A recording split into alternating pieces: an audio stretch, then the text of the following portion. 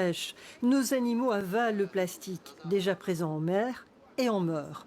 Omniprésent, le plastique se dégrade en microplastiques présents partout dans les sédiments marins. C'est qu'en se dégradant, le microplastique pourrait devenir nanoplastique, plus petit, d'une taille inférieure à 1 millième de millimètre, et ça c'est un problème. Wel, de nanoplastics kunnen effectief, zowel bij dieren als bij de mens, naar de bloedbaan komen. En zo, er zijn studies waar bewezen is dat die richting hersenen kunnen gaan. Dus die vormen dan inderdaad een groter risico dan de microplastics. On sait d'ores et déjà que le plastique remplace peu à peu le poisson et qu'il y a plus de 600 espèces animales qui ont été retrouvées avec du plastique dans le ventre. 600 espèces différentes, tortues, dauphins, etc. tout compris. Car ces animaux confondent le plastique avec de la nourriture et peuvent s'étouffer avec. L'association WWF estime que la situation de la mer Méditerranée est gravissime.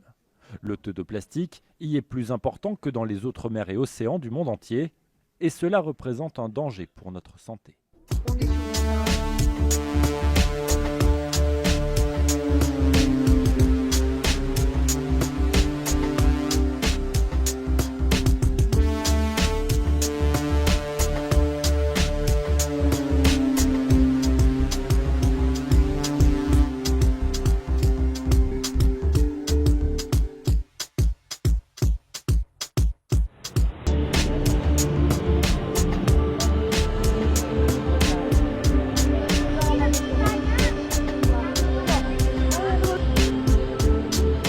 Po kami makaano ng maayos yung katulog, gawa nga po na yung sa basura.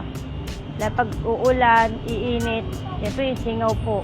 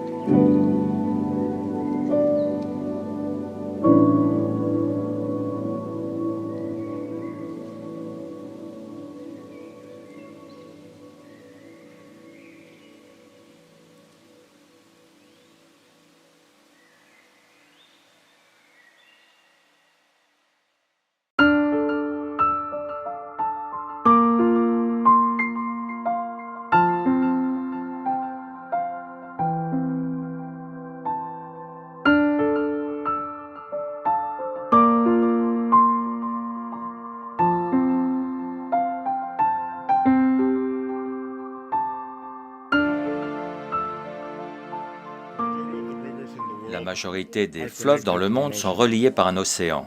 Et nous vivons tous sur une seule planète. Les causes prioritaires du Rotary sont elles aussi reliées. L'eau, l'assainissement et l'hygiène, l'éducation, le développement économique, la santé de la mer, la prévention et le traitement des maladies, la paix et l'environnement. Tout cela est relié. Lorsque j'étais gosse, j'ai vu ma mère pleurer bien souvent avant d'aller se coucher. Elle pleurait la perte de sa première fille, ma sœur aînée, Agueda. Je m'asseyais sur ses genoux J'essuyais ses larmes et j'écoutais ce qu'elle avait à dire. Elle m'a raconté que ma sœur aînée Agueda, un jour, est tombée malade après être revenue de la ferme de mon père, où elle avait nagé dans les eaux du fleuve Ameca au Mexique. Les égouts étaient déversés dans cette rivière et ma mère m'a dit que ma sœur, quand elle était à l'hôpital, avait des infirmières qui venaient avec des lingettes chaudes pour essayer de faire en sorte qu'elle bouge ses bras et ses jambes. Mais malheureusement, la maladie avait affecté son système nerveux et elle n'arrivait pas à respirer. Cette maladie qui m'a enlevé ma sœur était la polio. J'ai dit à ma mère que je dirais tout ce que je pouvais pour faire en sorte que des mères comme elle ne souffrent pas d'une telle douleur, une douleur liée à la perte d'un enfant, du fait d'une maladie comme la polio, ou d'une autre maladie causée par la pollution des rivières et des fleuves. Des décennies plus tard, on m'a invité à rejoindre le Rotary, une organisation qui luttait contre la polio. Et je me suis dit, si le Rotary peut éradiquer la polio, alors le Rotary peut éliminer la pollution dans les rivières et les fleuves, et ce faisant, sauver des vies en empêchant de nombreuses maladies.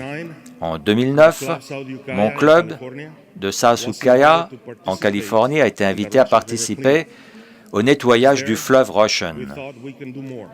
Et nous pensions même pouvoir faire encore plus. On avait besoin d'impliquer d'autres Rotary Clubs et d'initier des initiatives de nettoyage des rivières et des fleuves partout dans le monde. Et c'est comme ça que l'idée de nettoyer les rivières et les fleuves du monde a été émise. Donc nous avons présenté notre projet dans une foire au projet à Guadalajara, au Mexique, où nous avons lancé cette initiative. Et nous avons commencé avec le fleuve où ma sœur Agueda était tombée malade. Nous avons partagé cette idée à des conférences de district, à des symposiums, à des instituts, à des conventions du Rotary. Et l'Amicale d'action eau et assainissement nous a aidés à lancer donc cette initiative de nettoyage des rivières et des fleuves en lançant un concours parmi les clubs des États-Unis, du Canada, du Mexique, de la Colombie, d'Équateur, du Brésil, de la Turquie, d'Inde et d'autres pays. J'ai eu le privilège de partager donc au nettoyage de rivières dans certains de ces pays. Et nous avons vu aussi qu'il était important de travailler avec d'autres organisations, avec des agences gouvernementales, des ONG, des institutions éducatives, indigènes. Nous avons travaillé avec acharnement, avec les clubs, pour développer et propager ces actions. Et nous avons donc aidé les communautés à financer ce type d'action. Vous avez une rivière saine, cela va contribuer à la biodiversité, aux forêts, aux zones humides. Cela va aider l'agriculture, l'économie, recharger les nappes phréatiques et fournir de l'eau à des millions d'individus à travers le monde.